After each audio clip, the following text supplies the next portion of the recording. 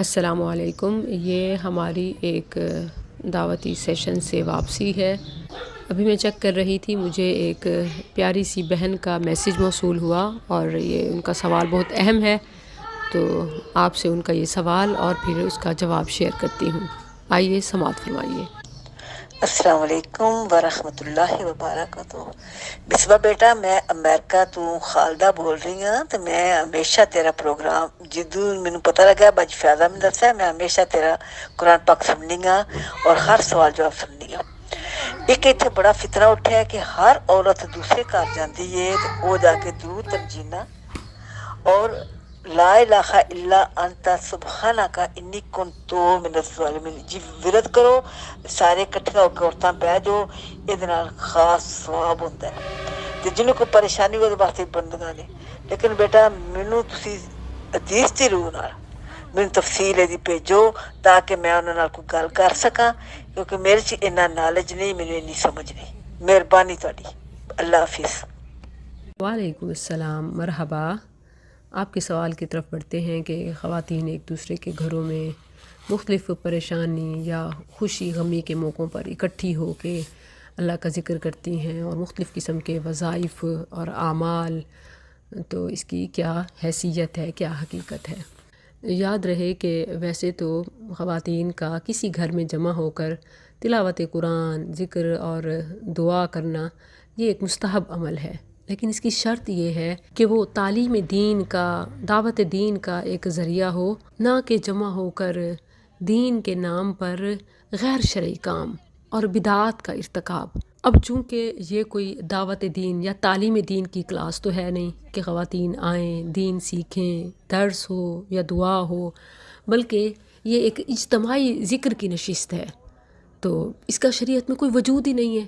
اجتماعی ذکر کی کوئی نشست ہمیں سنت میں نہیں ملتی کہ جس میں نبی کریم صلی اللہ علیہ وسلم صحابہ کے ساتھ مل کر باقاعدہ ذکر کرتے ہوں، کوئی تسبیح، کوئی وظیفہ، کوئی عمل مل کر انجام دیتے ہوں۔ ایسی کسی چیز کا ہمیں سنت میں، حدیث میں، شریعت میں ذکر نہیں ملتا، اس لیے یہ بدعت ہے اور اس میں ایک نہیں کئی خرابیاں ہیں۔ اولاً تو جو ذکر کر رہی ہوتی ہے نا، وہ ذکر ہی ثابت نہیں ہوتا، اور دوسرا یہ کہ اگر ذکر ثابت بھی ہو جائے نا تو یہ طریقہ غلط ہے۔ مثال کے طور پر درود تنجینہ، لکھی، ماہی اور مختلف قسم کے بغیر ثبوت اور حوالے کے ادھر ادھر سے سنے پڑھے بلا دلیل ذکر کیے جا رہے ہوتے ہیں۔ وہ تسبیحات ہی ایون ثابت نہیں ہیں، جیسے یہ جو درود پڑھ رہی ہوتی ہیں یہ تو ثابت ہی نہیں ہے۔ جو درود ثابت ہے وہ نماز والا درود ابراہیم ہے، اور اسی سے ملتے جلتے کم بیش الفاظ کے ساتھ کچھ ثابت ہیں، مگر جو مارکیٹ میں عام ہے اور جس کا وظیفہ کیا جا رہا ہوتا ہے، جیسے لکھی، ماہی، تنجینہ وغیرہ وغیرہ، اور اسی طرح اور بھی مختلف قسم کے وظائف ہیں، اور اس طرح کی جو خواتین محافل کر رہی ہوتی ہیں، یہ تو ایون وظائف بھی ثابت نہیں ہیں، اور پھر ان کی فضیلت اور قبولیت کہاں ہو سکتی ہے؟ یہ تو نری بدعت ہے۔ ایک تو ان کا یہ وظیفہ ثابت نہیں ہے، دوسرا یہ طریقہ۔ اب اس کی میں ایک آپ کو مثال دوں، حدیث کی تقریباً ہر کتاب میں یہ حوالہ موجود ہے۔ ابو موسیٰ اشعری رضی اللہ عنہ ایک جلیل القدر صحابی ہیں، انہوں نے ایک مسجد میں ایک مجلس ذکر دیکھی جس میں اجتماعی ذکر ہو رہا تھا۔ یہ چونکہ ایک نئی چیز اور ذکر کا نیا طریقہ تھا، جس پر انہیں بہت تعجب ہوا۔ بجائے اس کے کہ جلد بازی میں وہ انہیں منع کرتے، پہلے انہوں نے تصدیق کے لیے اور تاکید کے لیے ایک اور صحابی کا انتخاب کیا، اور وہ فوراً عبداللہ بن مسعود رضی اللہ عنہ کے پاس گئے۔ یہ اور بھی مشہور و معروف اور جلیل القدر صحابی ہیں۔ ان سے جا کر انہوں نے کہا کہ میں نے مسجد میں کچھ لوگوں کو گول دائروں میں، حلقوں میں بیٹھے ہوئے دیکھا ہے۔ اب دیکھیں کہ اللہ کا گھر مسجد ہے، اور ذکر بھی وہ ہو رہا ہے جو باقاعدہ احادیث سے ثابت ہے۔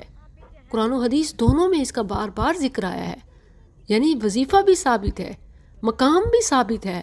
اللہ کا گھر مسجد، جہاں اللہ کا ذکر کرنا اللہ کو بہت محبوب ہے۔ لیکن تعجب والی یا تردید والی چیز کیا تھی کہ یہ طریقہ ٹھیک نہیں ہے کہ جمع ہو کر کوئی ایک تسبیح، کوئی وظیفہ مل کے سب کریں۔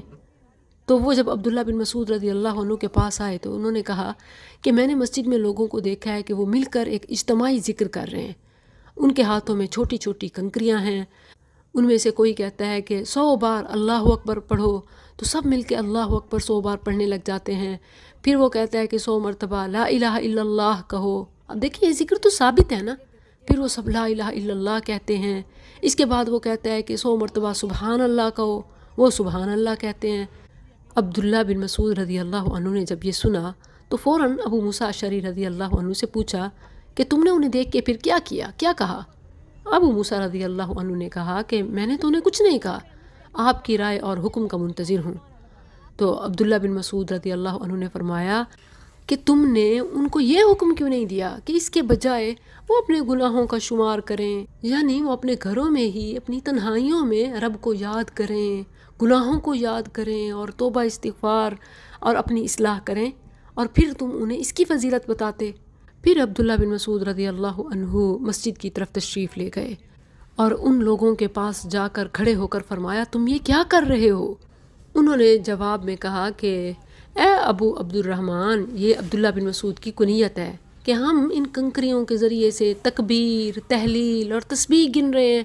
عبداللہ بن مسعود رضی اللہ عنہ نے فرمایا اس کے بجائے اپنے گناہ گنو، میں تمہیں ضمانت دیتا ہوں کہ تمہاری نیکیوں میں سے کوئی چیز ضائع نہیں ہوگی۔ یعنی یہ جو طریقہ ہے مل کر اکٹھے ذکر کا، یہ ٹھیک نہیں ہے، بلکہ الگ الگ اپنی جگہوں میں گھروں میں جا کے محاسبہ کرو اپنا اور اصلاح کرو۔ پھر فرمایا کہ اے امت محمد صلی اللہ علیہ وسلم، تم اس قدر جلدی ہلاکت کی طرف چل پڑے ہو کہ ابھی تو رسول اللہ صلی اللہ علیہ وسلم کے صحابہ بڑی تعداد میں موجود ہیں، اور آپ کے کپڑے جو آپ پیچھے سامان چھوڑ گئے وہ بھی پرانے نہیں ہوئے، اور نہ ابھی آپ کے برتن ٹوٹے ہیں، یعنی آپ صلی اللہ علیہ وسلم کی وفات کو بھی تو زیادہ وقت ہی نہیں گزرا۔ مجھے اس ذات کی قسم جس کے ہاتھ میں میری جان ہے، یا تو تم نے کوئی ایسا دین دریافت کر لیا ہے جس میں دین محمد صلی اللہ علیہ وسلم سے زیادہ ہدایت ہے، یا تم گمراہی کے دروازے کھول رہے ہو۔ انہوں نے کہا کہ اے ابو عبد الرحمن، اللہ کی قسم ہماری نیت تو صرف نیکی حاصل کرنے کی ہے، یعنی ہم تو نیکی سمجھ کے کر رہے ہیں اور اللہ کا قرب اور قبولیت چاہتے ہیں۔ تو جواب میں عبداللہ بن مسعود رضی اللہ عنہ نے فرمایا کتنے ہی نیکی کی نیت سے عمل کرنے والے اس قبولیت سے، نیکی سے محروم ہوتے ہیں۔ پھر انہیں نبی کریم صلی اللہ علیہ وسلم کا فرمان سنایا کہ کچھ لوگ ہوں گے جو قرآن پڑھیں گے لیکن ان کے حلقوں سے یعنی گلے سے نیچے نہیں اترے گا، تجاوز نہیں کرے گا۔ ایسے لوگ شاید تم ہی کی طرح ہوں گے، تم ہی میں سے ہوں گے۔ پھر عبداللہ بن مسعود رضی اللہ عنہ وہاں سے چلے گئے، اور بعض روایات میں ہے کہ انہیں وہاں سے اٹھا کے بھگا دیا، مسجد سے نکال دیا۔ تو اب دیکھیں کہ اس مثال کے ذریعے سے ساری حقیقت کھل کے سامنے آ جاتی ہے۔ ایک طرف مسجد ہے اور ثابت شدہ ذکر ہے، لیکن یہ ذکر کا، یہ وظیفے کا طریقہ چونکہ سنت میں نہیں ہے، تو سیدنا عبداللہ بن مسعود رضی اللہ عنہ، اسی طرح ابو موسیٰ اشعری رضی اللہ عنہ نے کس طرح ان کا انکار کیا اور انہیں نکال دیا۔ جبکہ دوسری طرف محافل ہی ایسی ہوتی ہیں کہ ان میں خیر نام کی کوئی چیز نہیں ہوتی سوائے اس کے کہ دین کے نام پر بدعات، سنت کے نام پر بدعت، ذکر کے نام پر ایون غلط وظیفے پڑھے اور پھیلائے جا رہے ہوتے ہیں۔ لہٰذا اس کو روکنا چاہیے۔ اللہ عز و جل ہم سب کو ہدایت دے۔ جزاکم اللہ۔ وعلیکم